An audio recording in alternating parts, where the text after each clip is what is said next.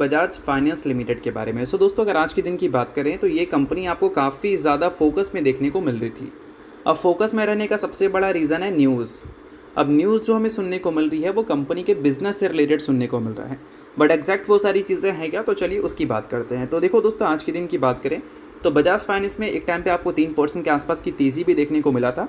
Reason था कि कल के दिन कंपनी ने अपने Q1 के बिजनेस अपडेट को शो किया था और वो बिजनेस अपडेट मार्केट को काफ़ी ज़्यादा अच्छा लगा है, क्योंकि कंपनी के न्यू लोन्स बुकिंग की बात करें या फिर एसेट अंडर मैनेजमेंट की बात करें, दोनों में काफ़ी अच्छी ग्रोथ कंपनी ने रिपोर्ट किया है इस Q1 में।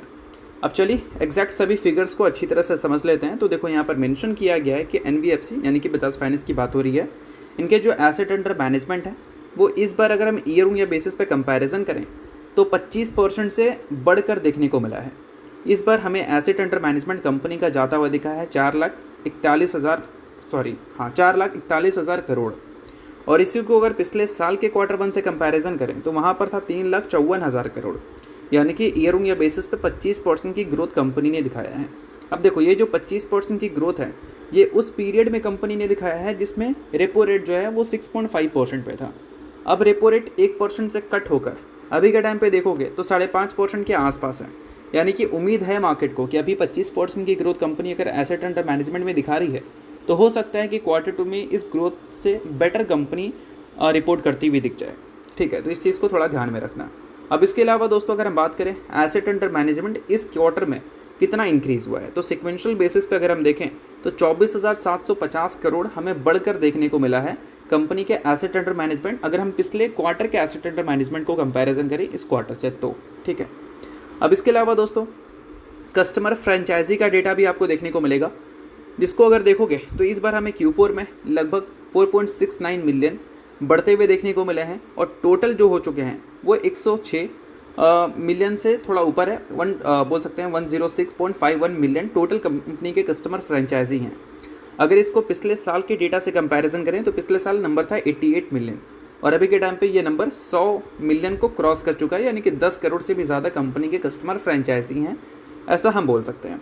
उसके अलावा दोस्तों, अगर न्यू लोन्स की बात करें कि कितना कंपनी ने इस बार लोन्स बुक किया है, तो इस बार ग्रोथ हमें देखने को मिल रहा है कितना, ईयर ऑन ईयर बेसिस पे 23%। टोटल जो बुक कंपनी ने किया है वो लगभग 13.49 मिलियन है। अगर पिछले साल से कंपैरिजन करें तो 10.97 मिलियन कंपनी ने बुक किया था। तो न्यू लोन्स बुकिंग में भी अच्छी ग्रोथ हमें दिख रही है और इनफैक्ट 20% से ज़्यादा की ग्रोथ देखने को मिल रही है। और दोस्तों, अगर हम डिपॉजिट्स की बात करें तो उसमें भी काफ़ी हेल्दी ग्रोथ हमें विटनेस करने को मिला है। डिपॉजिट्स के नंबर में करीब 25% की जंप है। 72,100 करोड़ का डिपॉजिट्स कंपनी के पास अभी के टाइम पे है।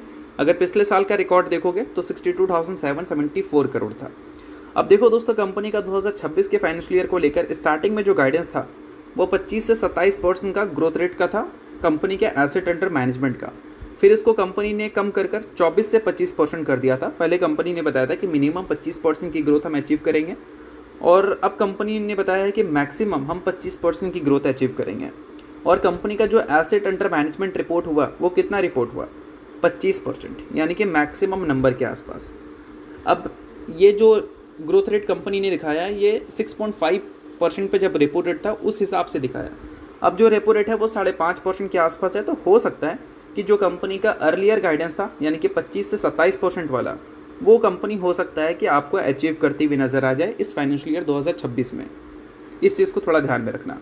और बाकी अगर कंपनी के नेट इंटरेस्ट मार्जिन्स की बात करें तो उसको कंपनी ने पिछले कुछ टाइम में अगर देखा जाए तो लूज़ किया है। उसको अगर कंपनी इम्प्रूव कर लेती है तो इस बार कंपनी के रेवेन्यू ही नहीं, कंपनी के प्रॉफिट्स भी हमें बेटर तरीके से ग्रो करते हुए नजर आएंगे, जो कि पिछले एक साल में देखने को मिले नहीं हैं। तो उस पर भी कंपनी 2026 के फाइनेंशियल ईयर में ध्यान देती हुई नजर आएगी और इस चीज़ को थोड़ा ध्यान में रखना एज ए इन्वेस्टर, क्योंकि बिजनेस से रिलेटेड सभी चीज़ें हमने कवर किया है तो काफ़ी ज़्यादा इंपॉर्टेंट ये सारी चीज़ें बन जाती हैं।